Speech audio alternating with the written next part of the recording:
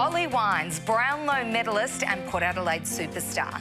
But to me, most importantly, he is an amazing ambassador for Echuca, the country town where I grew up and the place that has moulded and shaped this impressive young man.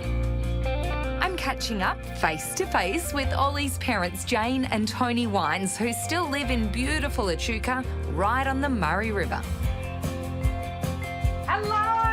Sarah, welcome to Echuca. Good to be here, And good to see you. our house.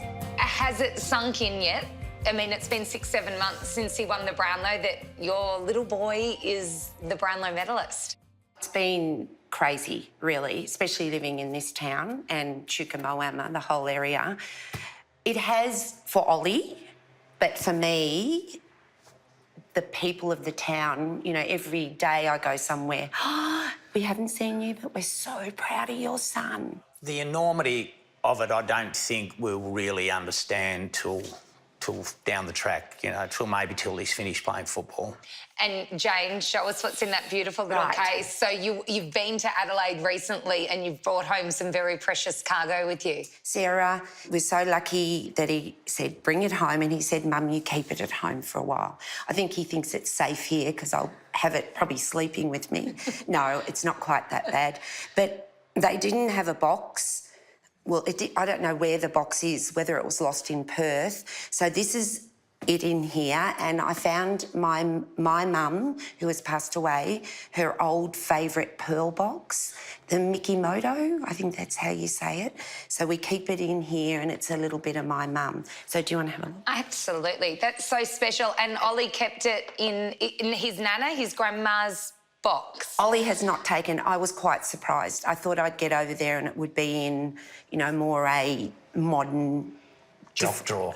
or in a box, but he's kept it in this, and I think he wants it to stay in this. I spoke to your mum and dad. Their view was that you've got bigger things to get. You want that premiership cup, so you're actually not that worried about the Brownlow's whereabouts. Look, I worry about the whereabouts a little bit, but as they said, I've got bigger things on my mind. I've seen Melbourne win a premiership last year, and we've had an opportunity for the previous 2 years to make it to that grand final and have a crack at it, but we've fallen short. So there's a deep desire burns within myself to reach that ultimate, and the Brownlow's an individual award. Obviously, it takes an incredible team around you to win, but I think the ultimate for us is winning a premiership as a team and celebrating it with our teammates. So that's still the #1 priority. And a couple of boys from our hometown in Clayton, Oliver, and we'll claim Jack Viney because you guys played footy up there for a while together. That must have been pretty cool, but also it must have made you a bit jealous seeing the local boys experiencing the ultimate. Yeah, definitely. As happy for them as I am, I'm still incredibly jealous, and seeing their celebrations and reaching that ultimate success reignites the flame inside me, and I want to be, as harsh it sounds, I want to be the one to beat them in the grand final and take the ultimate. So I'm so happy for those guys. I've been a part of both of their journeys growing up as kids back home, and to see them reach the ultimate is really special, but it probably sounds a little bit egotistic, but I want one for myself. So that's the main goal at the moment. And that competitiveness is what makes you so great, and it stretches all the way back to the days of kicking the footy around Victoria Park in Echuca with Jack, and you guys have always been really competitive, haven't you? Yeah, we certainly have. I think that's a good thing about growing up in a country town. You don't just play your footy, you play every different sport under the sun. You play your juniors and then your seniors on the Saturday. So my life was immersed in sport, and whether it was sport or water skiing on the river or fishing, I think the competitiveness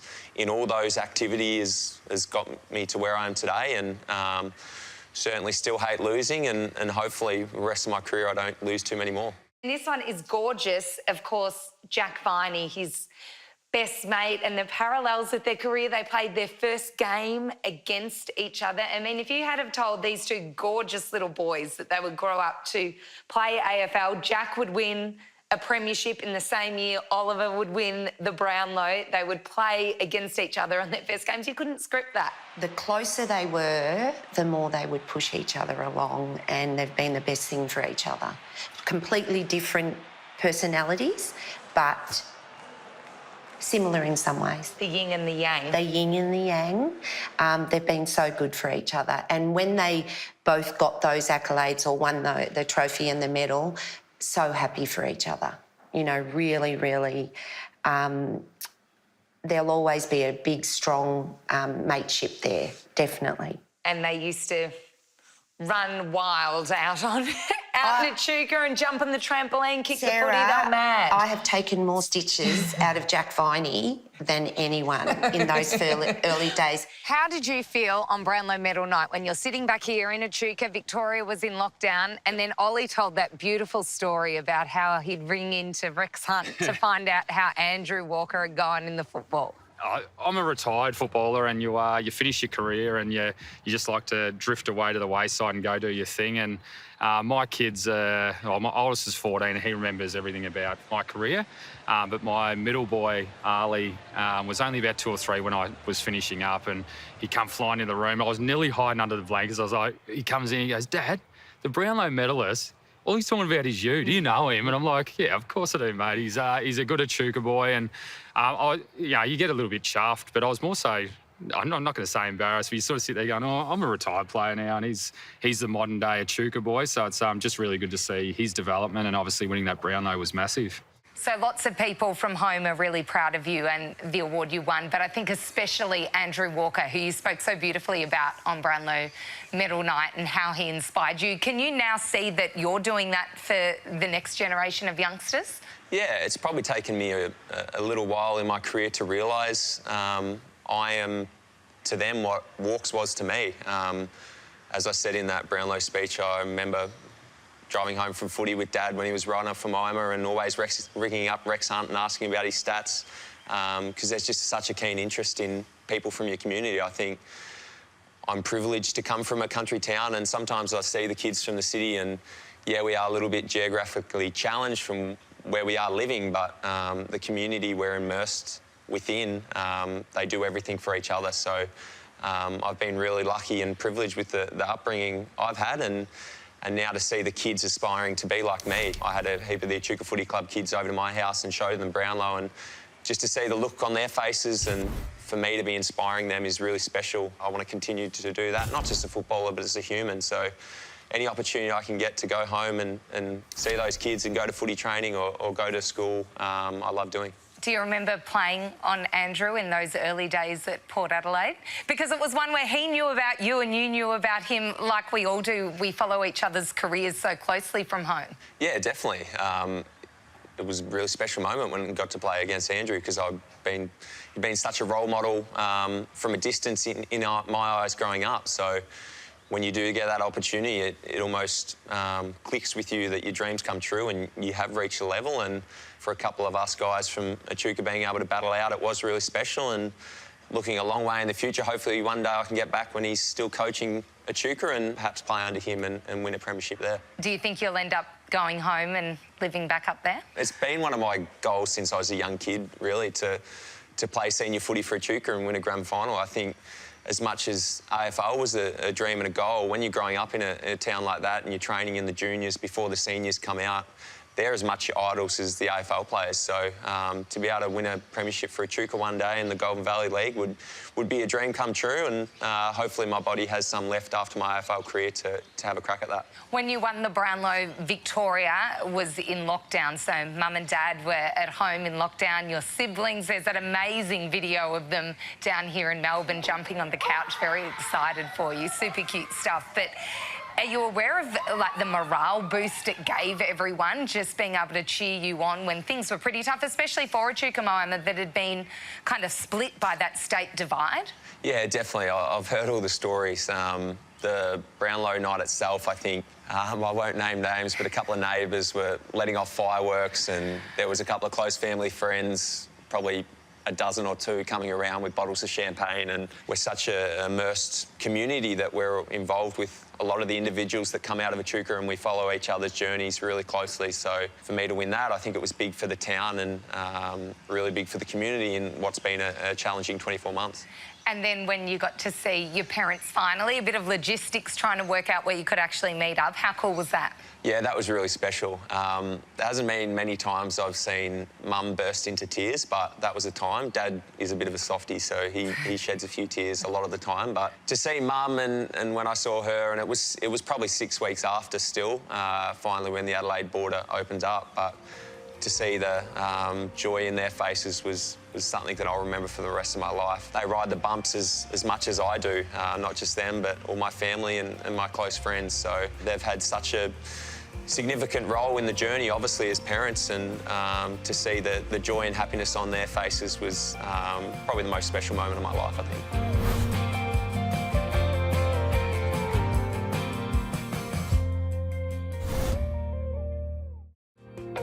Jane, your home is so beautiful in my favourite part of Echuca, right in the historic port, the beautiful high school across the road, and then the river just here. And Ollie would be kicking footballs and tennis balls and all sorts of things. He'd have to go over and fish them out of the river when he was a little boy. Sarah, tennis courts there. There would be tennis balls, but it would convert to a soccer ball, footballs, basketballs.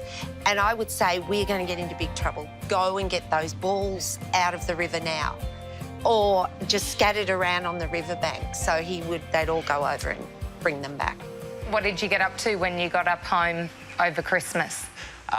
Fair bit out on the water. So I've learnt from my past mistakes not to push the water skiing or wakeboarding too much. So I stick to surfing now. So requires no rope. I'm pretty much just standing on a surfboard. So there's no chance of me being injured, but I get to enjoy the river, which is what I've grown up loving to do. So a fair bit of that, a fair bit out at Rich River Golf Club, whacking a few balls around. But it's my favourite time of the year, the off-season. It gives me a chance to get out of Adelaide, get home, have a home-cooked meal, your washing done every night. It's something that I probably take for granted in my everyday life. But, yeah, no, I do get spoiled back there, and I'm 27 now, I'm nearly 28, and I dare say when I'm 30, I'll still be going home for the off-season. It's just a part of me, I think. When I was growing up in Echuca, Sherelle McMahon was kind of from the surrounding farming areas, and so at every netball training, everyone was just so inspired by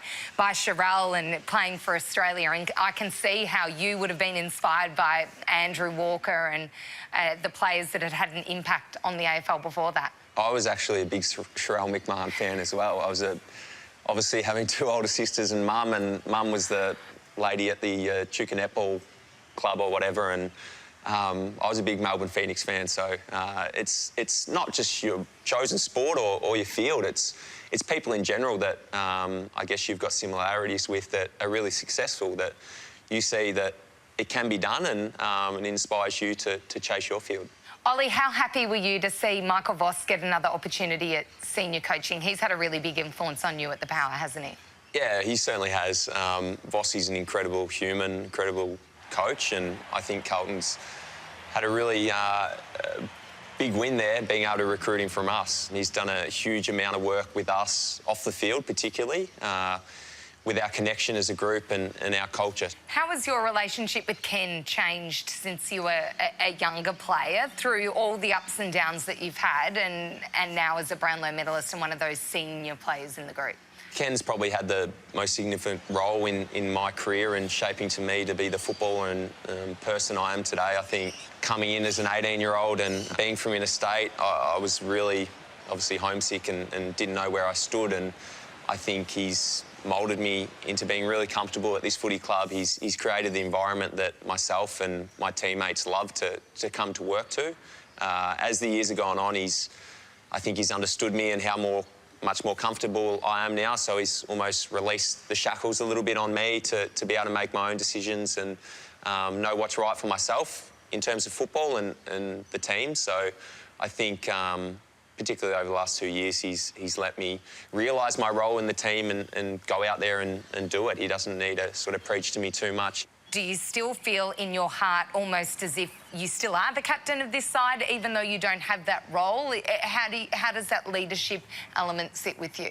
Not really. I think Tom Jonas is a tremendous leader. I think no disrespect to Boki or Dom Cassisi, who are my two previous captains, but the amount of work Tom has done with this group to mould them, and himself as an individual to improve aspects of leadership that he needed to has been unreal to see. And the hold he has on our group and the way he can demonstrate it throughout the week and then on game day is tremendous. And I don't see myself as the captain at all. I'm there to play my role in the midfield and follow behind Tom's lead. Would you like another crack at the captaincy later in your career, or are you content just following the lead of whoever the club chooses? I think if the football club needed me to and I was the right candidate for it, yeah, certainly I'd love to fill that role and lead the club forward. But I think that was the thinking at the time when we went from two captains back to TJ, that he was the right person to lead the club, and I 100% agreed with that, and it has been the right decision. So when that time comes, we'll sit down and assess it again, but I want team success more than anyone. So if that means that I would be captain, yes, but if it means I wasn't to be, I'm going to fulfil my role the best I can. So we'll cross that bridge when it comes. You mentioned you want to move back up to Echuca when you finish your career.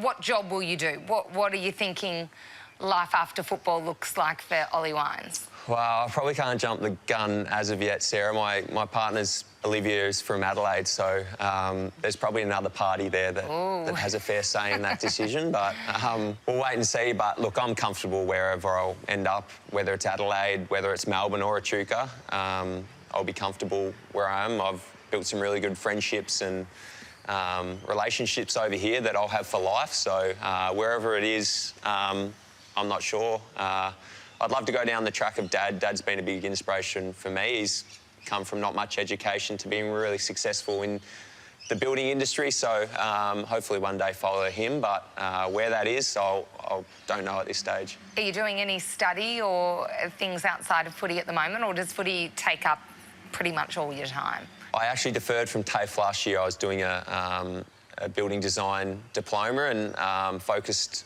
on footy for a year, and obviously it paid dividends, but I'll resume that this year. So I think it's important to have something off the field, particularly when golf's not going too well and I'm not going to end up pro there. So I'll be back at TAFE this year. What about that balance between football and being able to escape? Obviously, Adelaide, it doesn't have the same scrutiny that Melbourne does, but in a two-team town, it's a different type of intensity and a different type of scrutiny. I don't know about not as much scrutiny as Melbourne. I think we'd be probably up there as much as Melbourne. I think we're not a big city like Melbourne, but this is a football city and you can't do too much around without sort of being checked in or people know what's going on. So you do have to have a release outside football. It's really important, and our development team is incredibly good with that, knowing that guys have avenues outside footy, make sure they're studying, make sure they've got something to release themselves with, because I guess if you get stuck in the fishbowl of footy 24 hours a day, 7 days a week, it's not going to be good for you. So we're all encouraged to study, and it is a big part of our program. Ollie, it has been lovely to chat to you and your family. Look forward to a huge season from you this year, and I'll see you out at Rich River Golf Club maybe later in the year. Thanks very much, Sarah. This has been a Fox Sports production.